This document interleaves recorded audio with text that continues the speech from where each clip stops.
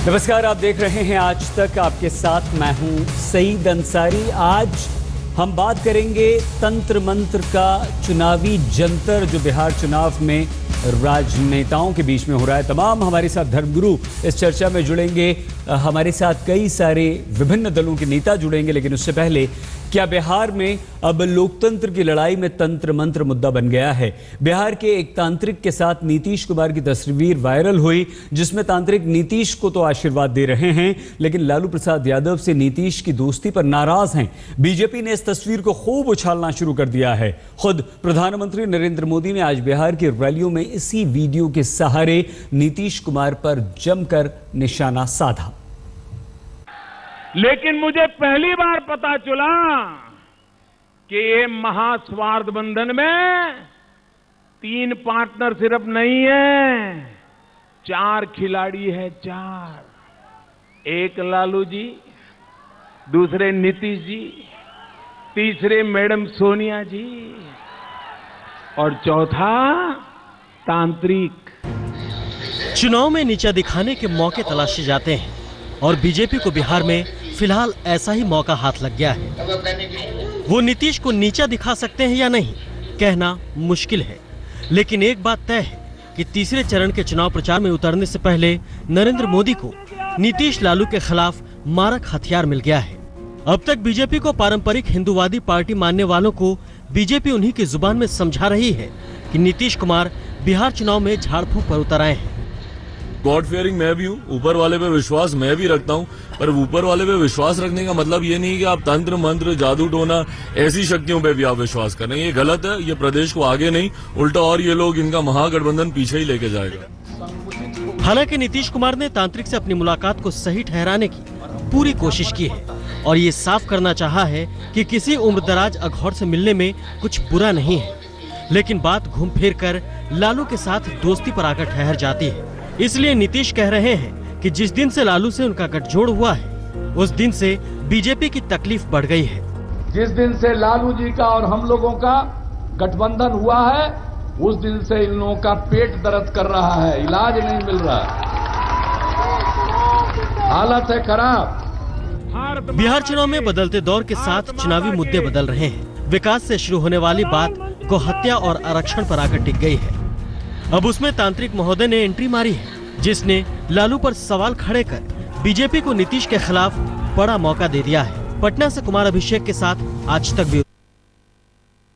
हम आपको मिलवा देते हैं हमारे आज की इस चर्चा में शामिल होने वाले मेहमानों से, और उसके बाद आपको बताएंगे कि क्या सवाल इस चुनावी जंतर से पैदा हो रहे हैं।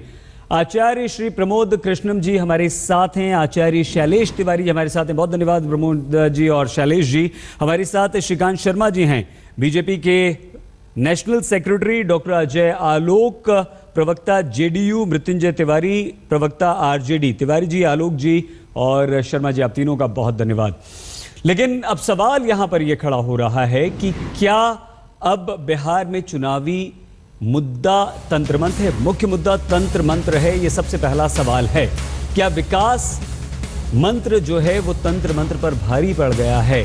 ये दूसरा हमारा सवाल है। क्या विकास मंत्र पर तंत्र मंत्र भारी पड़ गया है? क्योंकि प्रधानमंत्री नरेंद्र मोदी विकास के नाम पर चुनाव लड़ रहे थे, लेकिन अब तंत्र मंत्र को लेकर सभी दल हैं। क्या नीतीश पर तांत्रिक से मदद लेने का आरोप ठीक है? नीतीश कुमार तांत्रिक के पास गए थे, उन्होंने जीत के लिए मदद मांगी थी। क्या बीजेपी गैर जरूरी मुद्दे को चुनावी मुद्दा बना रही है? ये बीजेपी के लिए सवाल यहाँ पर है कि क्या बीजेपी जबरदस्त एक मुद्दा है गए, लेकिन क्या ऐसे अब बीजेपी चुनावी मुद्दा बना रही है? तो सारे तमाम जो सवाल हैं वो यहाँ खड़े हो रहे हैं। तो सबसे पहले शुरुआत, हालांकि श्रीकांत जी हम आपसे करना चाहते हैं, लेकिन क्योंकि 2 हमारे साथ ऐसे धर्मगुरु भी हैं जिनकी राय अहम होगी इस मुद्दे पर। आचार्य श्री प्रमोद कृष्णम जी, आप ही से शुरुआत। क्या तंत्र मंत्र होता है? क्या किसी तांत्रिक की मदद लेना गलत है किसी राजनेता के लिए?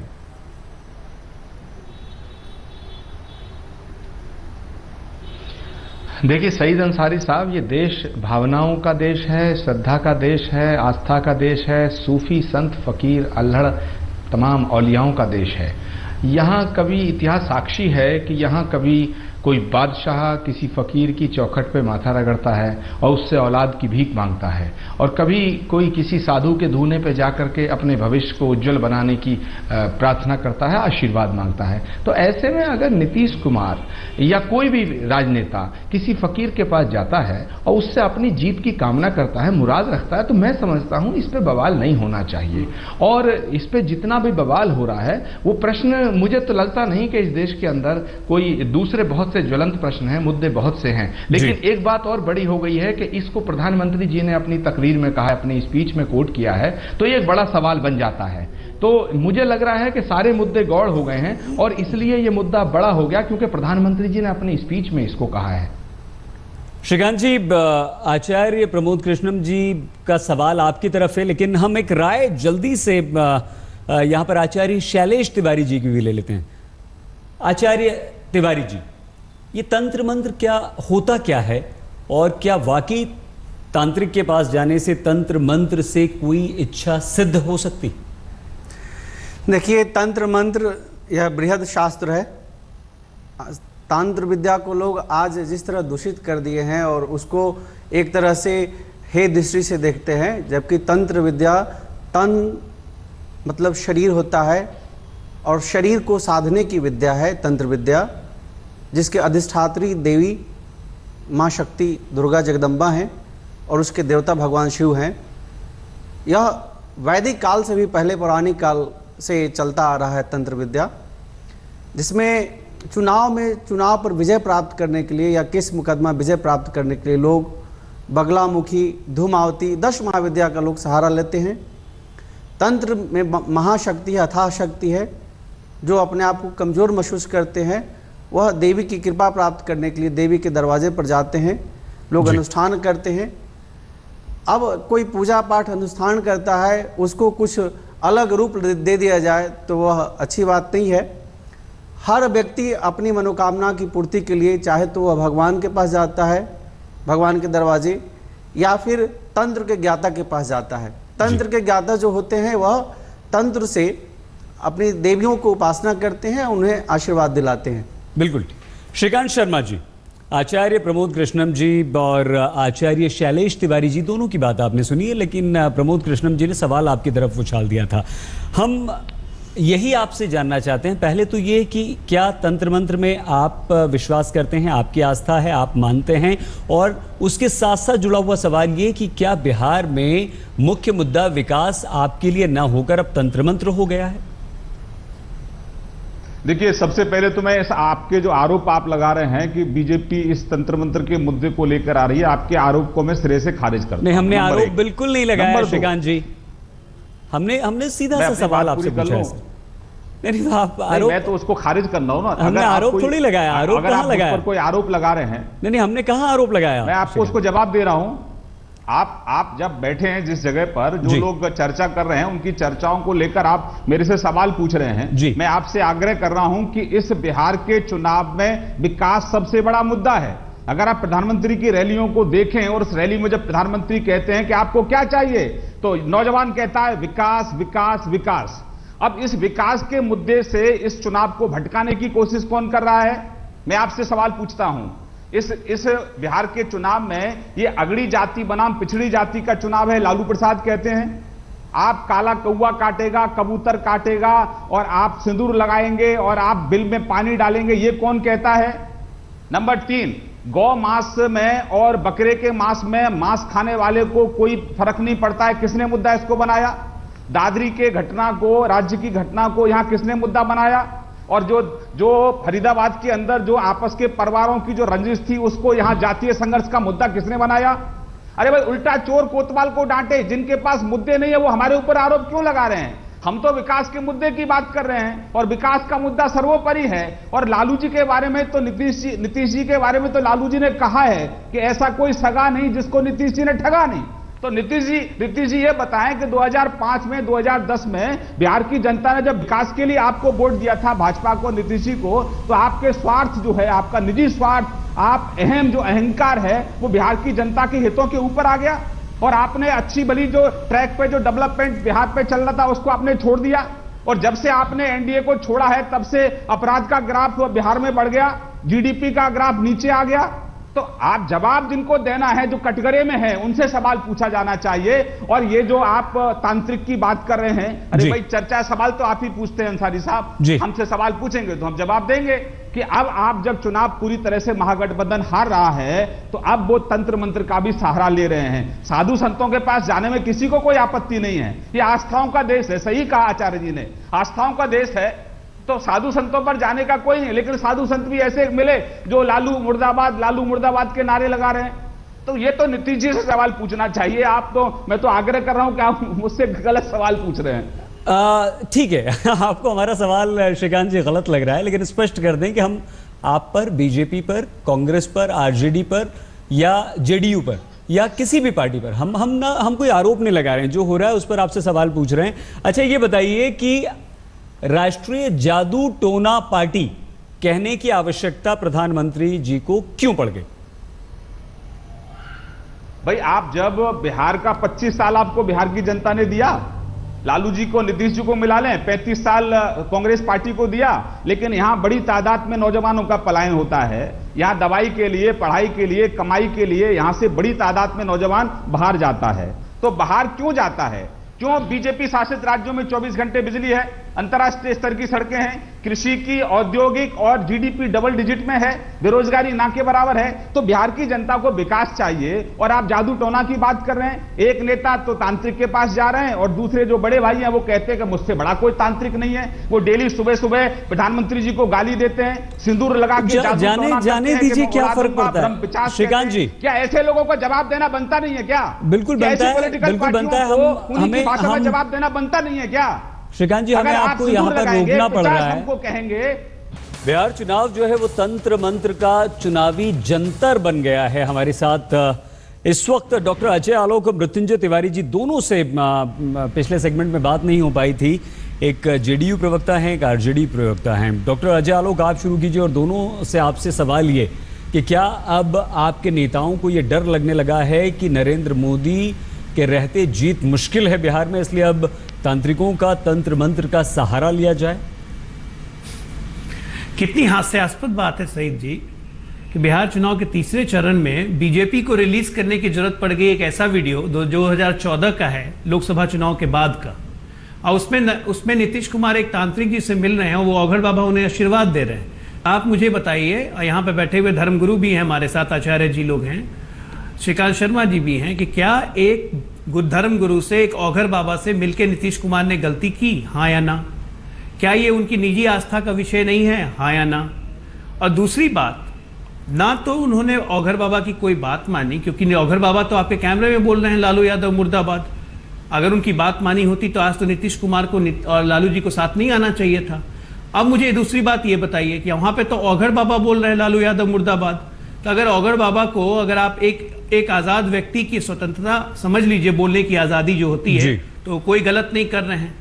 लेकिन और उस पर तमाम भारतीय जनता पार्टी के लोग और नरेंद्र मोदी प्रधानमंत्री जी आज कह रहे थे कि कैसा है कि उनके सामने लालू यादव मुर्दाबाद होता है तब भी एक ऐसा महागठबंधन है, ये महास्वार्थ बंधन है।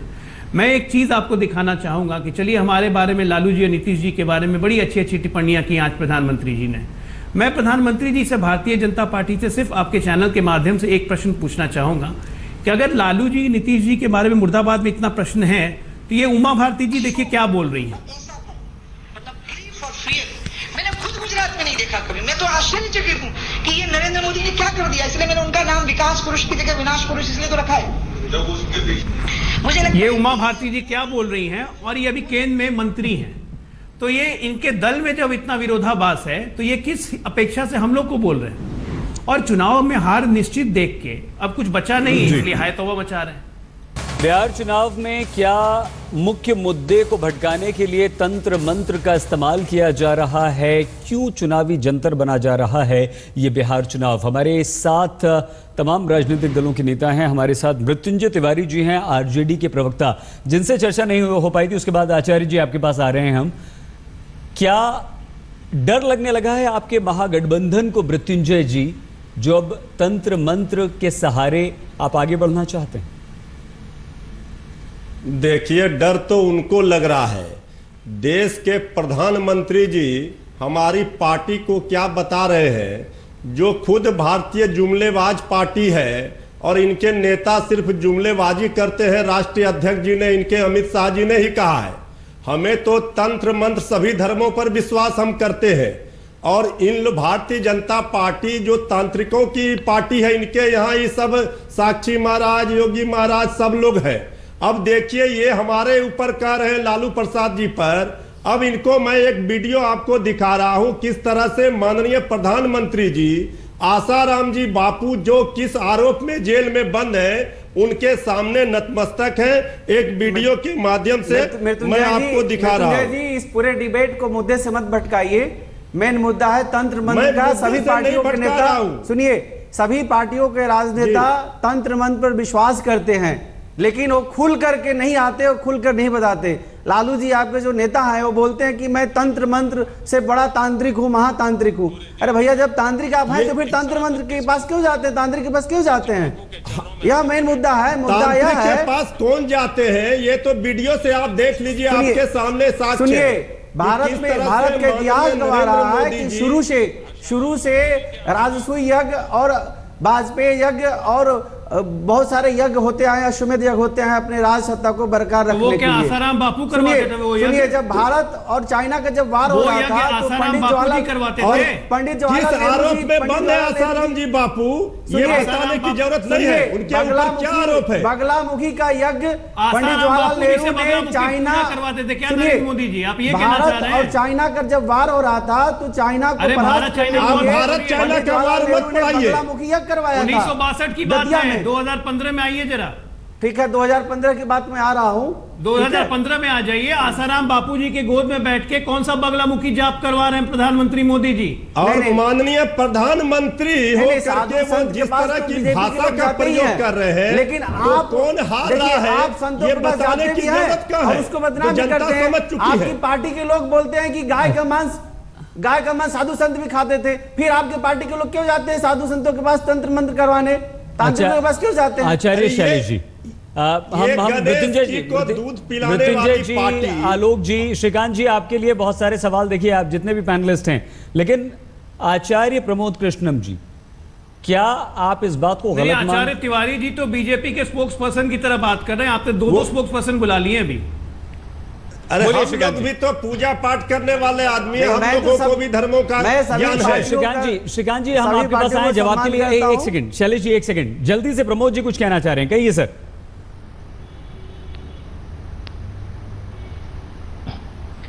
देखिए अंसारी साहब, मैं बड़ी विनम्रता से दो बातें रखना चाहूँगा। एक तो ये कि जब देश के प्रधानमंत्री अपनी स्पीच के अंदर 4 नाम लेते हैं, एक लालू जी का, एक नीतीश कुमार का, एक सोनिया गांधी जी का और चौथा नाम लेते हैं तांत्रिक का, तो श्रीकांत जी बहुत चतुर प्रवक्ता हैं। मैं श्रीकांत जी से ये कहना चाहता हूं, तो फिर ये विकास के मुद्दे से तंत्र का मुद्दा अपने आप बन जाएगा जब देश का प्रधानमंत्री अपनी स्पीच में किसी को कोट करते हैं। दूसरी बात मैं ये कहना चाहता हूं कि भारत सरकार के अंदर मंत्री हैं स्मृति ईरानी जी, वो राजस्थान गई थी और राजस्थान में एक तांत्रिक के पास जाकर के उन्होंने उत्तर प्रदेश के चीफ मिनिस्टर होने के लिए आशीर्वाद मांगा, लेकिन उन तांत्रिक ने उन्हें राष्ट्रपति बनने का आशीर्वाद दे दिया। इस पर कांग्रेस के नेताओं ने बवाल किया था, लेकिन मैंने तब भी यह कहा था कि यह उनकी स्मृति ईरानी जी की निजी आस्था का मामला है। प्रश्न यह है, सब तंत्र मंत्र और साधु संतों के पास जाना चाहते हैं। भाजपा के नेता संतों का सदुपयोग करते हैं, उनसे ढेर सारा गठरी बांध बांध के आशीर्वाद ले लेते हैं, सत्ता पा लेते हैं। उसके बाद एक नीतीश कुमार अगर जाते हैं तो बवाल खड़ा कर देते हैं। प्रश्न तंत्र मंत्र का नहीं है, प्रश्न है सियासत का। जो संत महात्मा महापुरुष आपको सूट करता है, आप अपने ढंग से उसकी व्याख्या कर देते हैं, जब सूट नहीं करता तो उनका विरोध कर देते हैं। तो मैं सईद अंसारी साहब ये कहना चाहता हूं कि बहस होनी चाहिए। क्या बीजेपी ने कहा था रोजगार देंगे, रोजगार मिला? दाल के भाव पे होनी चाहिए, सुनो क्राइम पे होना चाहिए। तो बहस के मुद्दे ये होने चाहिए, ये नहीं कि अगर नीतीश कुमार किसी तांत्रिक के चले गए, किसी संत महात्मा के आशीर्वाद लेने चले गए तो बड़ा भारी पाप हो गया। ये श्रीकांत जी बता दें। हम तो यही कह रहे हैं, देश की सत्ता उन्हीं के हाथ में है। आचार्य जी हम तो यही कह रहे हैं कि क्या विकास के मुद्दे को दबा दिया गया है और आरोप अब आप पर लग रहे हैं? श्रीकांत जी नहीं, आप आलोक जी, श्रीकांत जी को जवाब दे लेने दीजिए, क्योंकि आप सभी ने बिना जांच के मनोहर लाल खट्टर कह देते हैं कि 2 पारिवारिक मामला था, उस पर क्यों नहीं बात होनी चाहिए? अजय आलोक का मुद्दा बिहार कैसे आया, रिपोर्ट कैसे हुआ, इसमें क्यों नहीं बात होनी चाहिए? डॉक्टर साहब श्रीकांत जी को क्या ट्वीट था, इसमें क्यों नहीं बात होनी चाहिए? डॉक्टर साहब, डॉक्टर अजय, श्रीकांत जी जवाब दीजिए प्लीज। देखिए, आपने एक तो ये महास्वार्थी गठबंधन के 3 प्रवक्ता बिठाए हैं और आप मुझे उतना समय तो दो, कम से कम मैं अपनी बात पूरी कर सकूं। बिल्कुल बिल्कुल, अब आपके तो अकेले बोलिए आप। कांग्रेस के प्रवक्ता के रूप में जो आचार्य जी बैठे हैं, देखिए इन्होंने रोजगार की बात की, बड़ी अच्छी बात की, स्वागत है ऐसी बगल में दूसरे आचार्य जी क्या भारतीय जनता पार्टी या वीएचपी के प्रवक्ता बन के बैठे हुए हैं? अरे सुन लो यार, तुम इतना बौखलाट में क्यों हो? चुनाव हारते रहते हैं, अरे जीतते रहते हैं, तुम चुनाव हार रहे हो। अरे सवाल मत कीजिए, अंसारी जी मत कीजिए, आलोक जी, मृत्युंजय जी बोलिए। अब मृत्युंजय जी, आलोक जी, निवेदन है आपसे, आप श्रीकांत जी की पहले पूरी बात सुन लीजिए, चर्चा आगे बढ़ाइए, उसके बाद जो भी सवाल है आप बीच में जरूर पूछेगा। एक बार श्रीकांत जी को अपनी बात पूरी कर लेने जी। श्रीकांत जी कहिए। देखिए, तो ये बड़ी अच्छी बात आई रोजगार की बात आई कि अच्छी बात तो होती है, 10 साल में जो कांग्रेस ने जो लोगों को रोजगार दिया, आप हमारे जो 16 महीने का कार्यकाल है, हमने 115% ज्यादा लोगों को रोजगार दिया। स्वरोजगार के लिए हम लोग मुद्रा बैंक लेकर आए, गरीब के बीमा के लिए हम ₹1 महीने के हिसाब से 2 लाख का जीवन बीमा लेकर आए, और कम से कम पेंशन रोजगार बंद कर दिए केंद्र सरकार ने, क्या झूठ बोल रहे हैं कैमरे पे? की बात की 24 घंटे बिजली देने की हम लोग बात कर रहे हैं। अभी बात ही कर रहे हैं, काम करके दिखाइए ना। हमने पैकेज की बात कही, जब हमने पैकेज के बाद क्या बोला प्रधानमंत्री ने? भाइयों बहनों, लेकिन मैं ये पैसा कैसे इस आदमी को दूं? उसके बाद नीतीश जी को पैकेज देने की बात जी, आपने वादा किया दाल पे काला धन लाएंगे, और बाबा रामदेव जी के साथ पूरे देश के अंदर ये माहौल बना था कि काला धन लाएंगे, काला धन देश में आने जा रहा है, आपको जवाब तो देना पड़ेगा। अंसारी जी, दादरी और फरीदाबाद पर क्यों नहीं बोले प्रधानमंत्री जी? आपको सुन लो आचार्य जी, आलोक जी सुन लीजिए एक बार 65% ज्यादा अत्याचार क्या सुनना है? सिर्फ जुमलाबाजी करना है तो क्या सुनना है? बिहार की जनता बेवकूफ है क्या? अत्याचार 265% ज्यादा हुआ तुम्हारे कार्यकाल में। दलितों पर अत्याचार आपके मंत्री ने क्या कहा? कुत्ता शब्द का प्रयोग किया और आप बोल रहे हो बैठ करके। हम क्या बोलेंगे?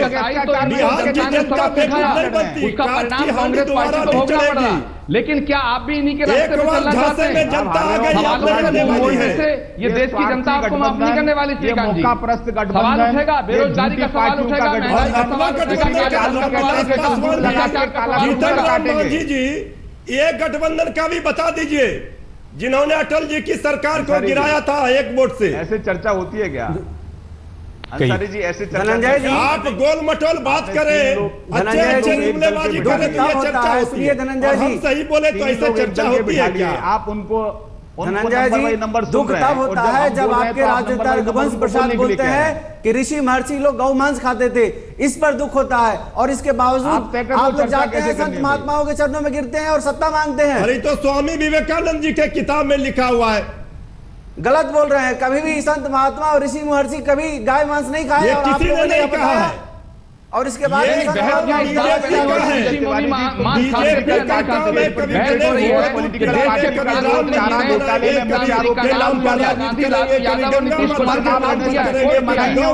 नाम पर करेंगे ये काम भारतीय जनता पार्टी इसी के लिए नीतीश कुमार जी के प्रवक्ता बैठे हैं, 100 सीट पर ही चुनाव लड़ रहे हैं। आप स्थायी सरकार कैसे देंगे बिहार को? आप भ्रष्टाचार मुक्त सरकार कैसे देंगे बिहार को? अपराध मुक्त सरकार कैसे देंगे बिहार को? अरे सीवान जेल में, सीवान जेल के अंदर वहां मेला लगता है, मार्गदर्शन की और जरूरत सीवान नहीं जेल में जो आरोपी हैं, लालू यादव के दोस्त हैं, उनके बेटे पर 307-302 का मुकदमा है। नीतीश कुमार के अंदर हिम्मत है तो उसके गिरफ्तार करके दिखाए। कृषि मंत्री और खाद्य उपभोक्ता मंत्री यही जमे हुए हैं। अरे तुम बिहार की बात करो, इधर की बात मत कर। ये बता के कैसे लुटा? अच्छा बिहार, नहीं ठीक है, श्रीकांत जी की बात ठीक है।